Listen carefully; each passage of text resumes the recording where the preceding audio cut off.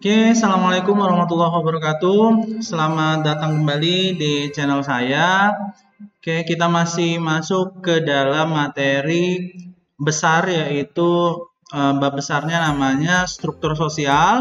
Kali ini kita ngomongin tentang fungsi stratifikasi sosial. Jadi stratifikasi sosial fungsinya apa sih buat kita? Penting nggak sih fungsi stratifikasi sosial itu? Yuk kita sama-sama bahas.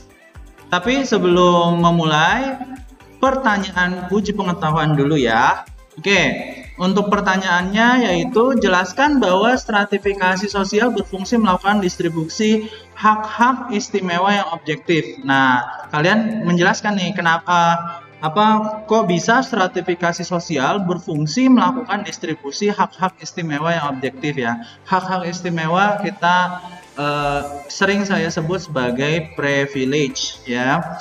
Terus yang kedua, jelaskan bahwa stratifikasi sosial berfungsi menentukan lambang-lambang atau status kedudukan seseorang. Kok bisa stratifikasi sosial mempunyai fungsi untuk menentukan simbol status atau kedudukan seseorang ya?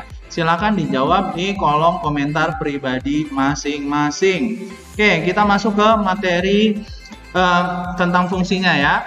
Menurut Surjono Sukanto, stratifikasi sosial dapat membantu memecahkan berbagai masalah sosial yang dihadapi masyarakat. Jadi punya fungsi untuk memecahkan berbagai masalah sosial yang dihadapi di masyarakat dengan menempatkan individu pada posisi-posisi yang tersedia di dalam struktur sosial. Jadi simpelnya seperti ini. Masyarakat di dalam sebuah masyarakat supaya tidak rusuh dibutuhkan orang pemimpin. Maka pemimpin itu adalah posisi-posisi yang atau status-status sosial yang dibutuhkan di masyarakat. Oh, ternyata di dalam masyarakat ada yang dibutuhkan pengaman-pengaman, orang-orang yang mengamankan gitu ya, keamanan-keamanan. Maka muncullah posisi-posisi pengamanan di dalam masyarakat. Contohnya misalkan polisi, TNI dan seterusnya. Dan berbagai macam status-status sosial yang muncul di dalam masyarakat. Kenapa? Karena itu untuk mengisi kekosongan atau potensi-potensi yang dapat menjadi masalah gitu ya, untuk memecahkannya, untuk menjadikan dia sebagai solusi di dalam masyarakat. Kenapa sih butuh bank? Kenapa sih butuh sekolah dan seterusnya? Nah, itu ada hubungannya dengan fungsi stratifikasi sosial di masyarakat gitu ya. Terus secara lebih terperinci fungsinya itu dibagi dalam 4 poin ya. Yang pertama, sebagai distribusi hak-hak istimewa yang objektif. Maksudnya apa? Yaitu privilege ya. Untuk menentukan hak-hak istimewa yang objektif, privilege-nya apa aja. Seperti pada sebelumnya saya menjelaskan tentang privilege dari presiden itu bisa menerobos lampu merah ya, itu contoh kecilnya aja. Nah, kalian bisa mencontohkan di hal-hal yang lain.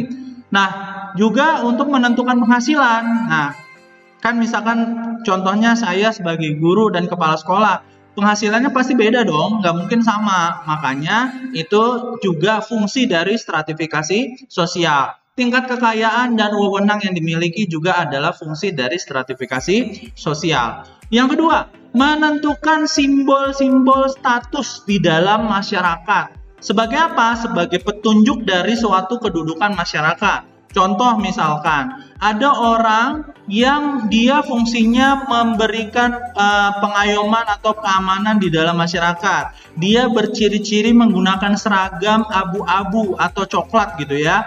Nah, siapakah beliau? Oh, ternyata mereka adalah polisi-polisi gitu kan. Oh iya, ternyata ada yang pakai baju loreng-loreng. Nah, ternyata di situ adalah tentara.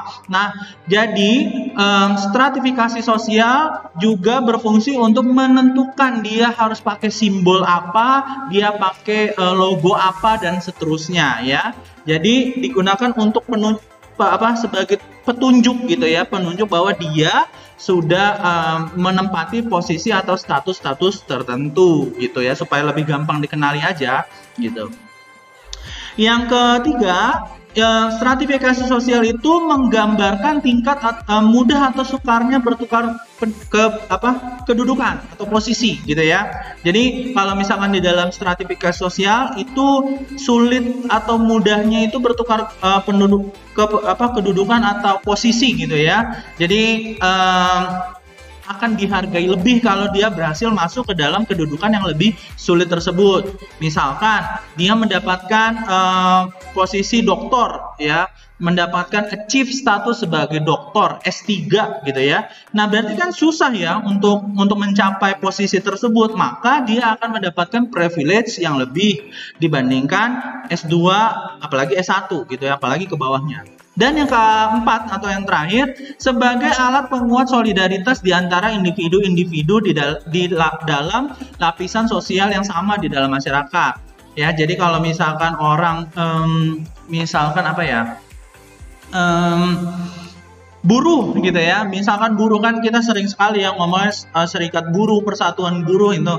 Nah, Tangerang sebagai wilayah yang industrial gitu ya, yang banyak pabrik-pabrik, itu sering kali tuh kita lihat simbol-simbol atau lambang-lambang atau bendera-bendera teman-teman kita yang berprofesi sebagai buruh atau karyawan gitu ya. Jadi posisi mereka itu mendapatkan solidaritas yang kuat gitu ya.